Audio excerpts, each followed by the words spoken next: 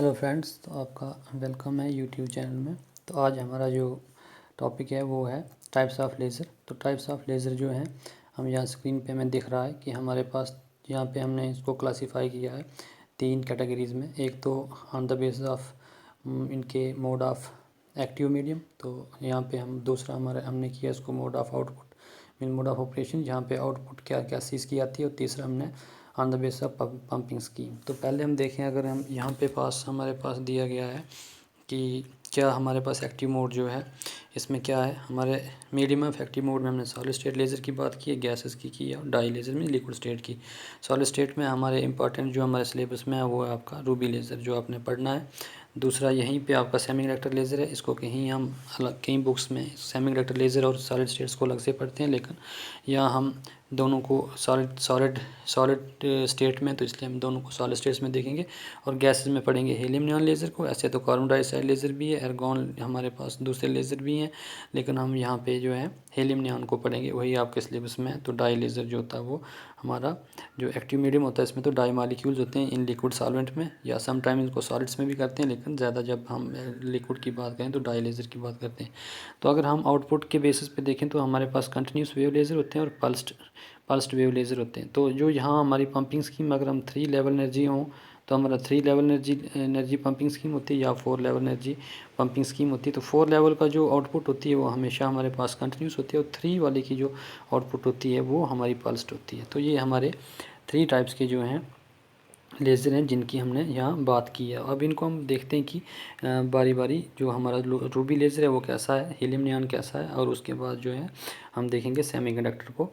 तो पहले चलो बात करते हैं रूबी लेज़र, जो है बस पहला वर्किंग लेज़र था जिसको टी मैनन ने डेमोन्स्ट्रेट किया था। और ये जो है Al2O3 के जो इसमें क्रिस्टल होते हैं एल्यूमिनियम, तो इसका जो कम्बिनेशन होता है इससे बनता है। और इसमें क्रोमियम के जो आयंस होते हैं वो डोपिंग की गई होती है जो इसको एक्टिवेट करता है।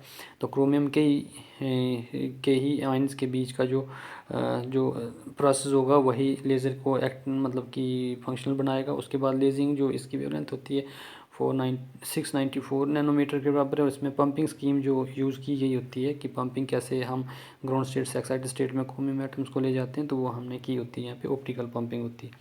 तो यहाँ पे डायग्राम में दिखाया हुआ है कि हमारे पास क्रोमियम के एटम हैं कैसे नीचे से ऊपर जाएंगे, मतलब कि अपनी एक्साइटेड स्टेट में जाएंगे, फिर वहाँ से जो अपनी सॉलिड स्टेट जो ग्राउंड स्टेट से इनको ऊपर अब बाई थ्रू अब्जॉर्प्शन से, और फिर यहाँ से स्पॉन्टेनियस एमिशन है। स्पॉन्टेनियस एमिशन के बाद जो ये वाला हमारा ट्रांजिशन हो रही है, यही हमारी जो है वो है जो स्टिमुलेटेड एमिशन है। तो यही लेज़र का एक्शन होता है, ये पहले हमने पढ़ा हुआ है। तो ये लेवल एक थोड़ा देखने के लिए। सो इसके बाद चलो सेमीकंडक्टर सॉलिड्स को ही पढ़ लें। तो सेमीकंडक्टर लेज़र क्या है, तो लेज़र ये स्मॉल साइज़ के होते हैं अपीयरेंस में, और जो यहाँ पे क्या होता है कि ये ट्रांजिस्टर की तरह होते हैं। तो यहाँ पे हमारे पास ऑपरेशन जो होता है इनका लाइट इमिटिंग डायोड की तरह होगा। फॉरवर्ड बायस में इसको हमने वो किया होता है, बाइसिंग की होती है। तो मटेरियल जो होता है इसमें ऑफली यूज़ करते हैं हम गैलियम आर्सेनाइड, तो इसलिए हम कभी कभी इसको गैलियम आर्सेनाइड का जो है लेज़र भी कहते हैं कि हमने यहाँ में जो मटेरियल है वो क्या है, गैलियम आर्सेनाइड है, तो इसको गैलियम आर्सेनाइड है। तो कभी कभी इसको इंजेक्शन लेज़र भी कहते हैं। तो ये सेमीकंडक्टर लेज़र, अगर इसको हम डायग्राम से समझें तो यहाँ पे भी ये पीएन जंक्शन दिया हुआ है। तो यहाँ पीएन जंक्शन एक्टिव मीडियम जो रेड वाला पोर्शन है इसके अंदर जो एक्शन होगा वो लेज़र होगा। तो यहीं से लेज़र जो है रिलीज़ होगी। तो अगर हम इसको अच्छे से देखें तो आगे हमारे पास एक डायग्राम दी हुई है जहाँ हम रूबी लेज़र को भी अच्छे से एक्सप्लेन कर सकते हैं कि रूबी लेज़र कैसे होता है। यहाँ पे पंपिंग का जो आउटपुट जहाँ से देते हैं हम, तो यहीं से देते हैं इसको इनपुट। तो ये जो यहाँ पे ट्यूब्स होती हैं, ट्यूब्स ये जो हमारी फ्लैश ट्यूब होती हैं, ये फ्लैश ट्यूब जो होती हैं लाइट को जनरेट करती हैं। और बीच में जो ये है तो हमारा एक्टिव मीडियम है, इसके बीच में ही एनर्जी स्टेट्स होती हैं। वो जब ट्रांजिशन करेंगी, जहाँ से रेडिएट करेंगी तो यहाँ पे फैब्री पैरेट जो स्ट्रक्चर हमारा जो कैविटी बनी हुई है, इस कैविटी के अंदर जो है हमारे पास डिफरेंट टाइप्स के जब हमारे पास रिलीज़ होंगी रेडिएशंस, तो यहीं पे ये मल्टीप्लिकेशन करेंगे। और मल्टीप्लिकेशन के बाद मल्टीपल मल्टीप्लिकेशन होगी, तो यहाँ से हमारी जो है यहाँ ये पार्शली जो है इससे पार्शली वाले जो हमारा रिफ्लेक्टिंग सरफेस है, यहाँ से हमारे पास क्या होगा, ये रिलीज़ करेगा लाइट को और हमें लेज़र मिलेगा। उसके बाद अगर हम बात करें इसकी, तो ये हमारे पास यहाँ से भी हम समझ सकते हैं कि हमारा सेमीकंडक्टर लेज़र कैसे काम करता है। सेमीकंडक्टर लेज़र को फॉरवर्ड यहाँ दिखाया हुआ कि हमने यहाँ इसको फॉरवर्ड बाइसिंग की हुई है।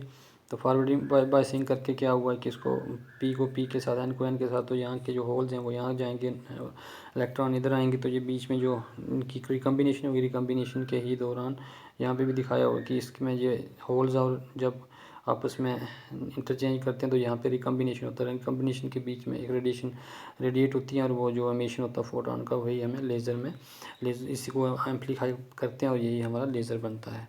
तो इसके बाद नेक्स्ट जो है हमारा, इससे भी देख सकते हैं कि हमारे पास ये भी डायग्राम है, इसको भी एक्सप्लेन कर सकते हैं कैसे हमारे पास कंडक्शन बैंड दिए हुए हैं और कैसे हमारे पास वैलेंस बैंड दिया है, और यहाँ के जो होल्स होंगे और वो होल्स यहाँ के फ्री इलेक्ट्रॉन्स में कैसे जाएंगे। तो यहाँ का जो बैरियर विड्थ है वो कम, जो बैरियर वो कम हो जाएगा, तो यहाँ के जो डिप्लीशन लेयर कम रहती है, तो इसके अंदर जो ट्रांजिशन होती है इसी रिकम्बिनेशन के प्रोसेस में जो एक रेडिएशन निकलेगी, तो वो रेडिएशन जो उसको हम फैबरे पेरेट वो टेक्निक लगा के इसके बीच में ही एक एक एंड को हम वहाँ पे पार्शली और फुली रिफ्लेक्टिंग सरफेस क्रिएट करते हैं, वहीं से हमारा लेज़र जो है हमें मिलना शुरू हो जाता है। तो ये सेमीकंडक्टर था, बहुत ईजी है समझना। उसके बाद हम बात करते हैं, लास्ट हमारे पास आता है helium neon laser. Helium neon laser में क्या होता है? हीलियम नियॉन लेज़र में हमारे पास हमने हीलियम और नियॉन का कम्बिनेशन होता है। हीलियम और नियॉन का कम्बिनेशन 10:1 का होता है, और इसको जब हम डीसी इलेक्ट्रिकल डिस्चार्ज देते हैं तो ये जो है ये एक्टिवेट हो जाते हैं, और एक्टिवेट होते हैं तो इनकी एनर्जी लेवल जो है वो क्या, यहाँ पे भी एक कंस्ट्रक्शन वर्किंग दिखाई हुई है कि ये बीच में जो एक्टिव मीडियम रेड वाला, यहीं पे वो एक्टिव मीडियम होता है, बीच में से हम इसको जो फील्ड अप्लाई किया हुआ, तो ये फील्ड इसमें रेडिएशन जनरेट करवाएगा और वो फिर हमारा जो है लेज़र का वर्किंग शुरू हो जाएगा। तो यहाँ पे एनर्जी लेवल डायग्राम है, तो एनर्जी लेवल डायग्राम हीलियम के अलग से है और नियॉन की एनर्जी लेवल्स अलग है। नियॉन की एनर्जी लेवल्स 1, 2, 3 एंड 4 हैं। तो यहाँ पे हम हीलियम की देखें 1, 2 एंड 3 हैं।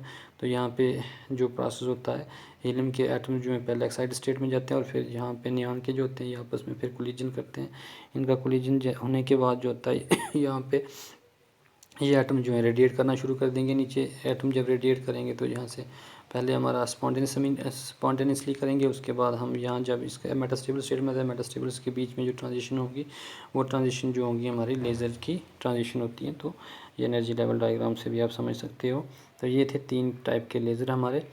तो मुझे लगता है कि आपको इसमें समझ आ जाएगी कि कितने टाइप्स के लेज़र थे। ये शॉर्ट में हमने समझाने की कोशिश की है। तो अगर कोई इसमें फ़ीडबैक होगा तो प्लीज़ आप मुझे ज़रूर बताएं ताकि मैं इसको और मॉडिफाई कर सकूं। थैंक यू, धन्यवाद।